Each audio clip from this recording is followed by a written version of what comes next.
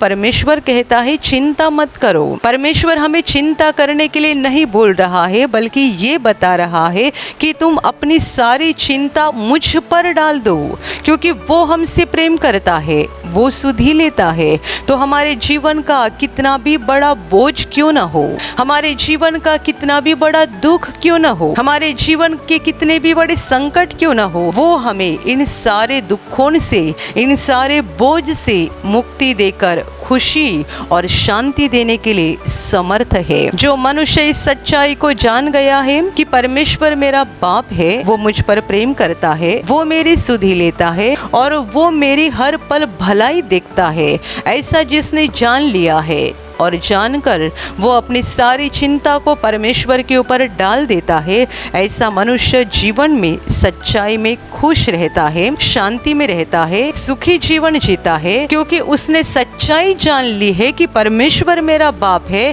तो मुझे चिंता करने की जरूरत नहीं है। मैं अपनी चिंता उसी पर डाल सकता हूँ, क्योंकि उसको मेरा ध्यान है और वो मेरी हर घड़ी सुधि ले सकता है, मेरी परवाह कर सकता है। सबसे पहली बात हमें इस सच्चाई को जानना चाहिए कि परमेश्वर हमारा पिता है, वो हमसे प्रेम करता है और वो नहीं चाहता है कि हम आंसू बहाते रहे, या हम दुख में रहे, या बीमारी में रहे, या परेशानी में रहे। आज संसार में अंधकार बढ़ रहा है, शैतान के काम बढ़ते जा रहे हैं और शैतान मनुष्यों को तरह तरह की पीड़ाएं दे रहा है, वो मनुष्यों को सता रहा है, डरा रहा है, उनको पीड़ा देकर जीवन में पूरी तरह से नाकामयाब कर रहा है, निराश कर रहा है। ऐसे इस भयानक माहौल में ये वचन हमारे लिए बहुत बड़ी आशा है कि परमेश्वर हमें भूला नहीं है, उसने हमें छोड़ा नहीं है, उसने हमारा त्याग नहीं किया है, बल्कि वो हमसे प्रेम करता है, उसको हमारा ध्यान है। और इसीलिए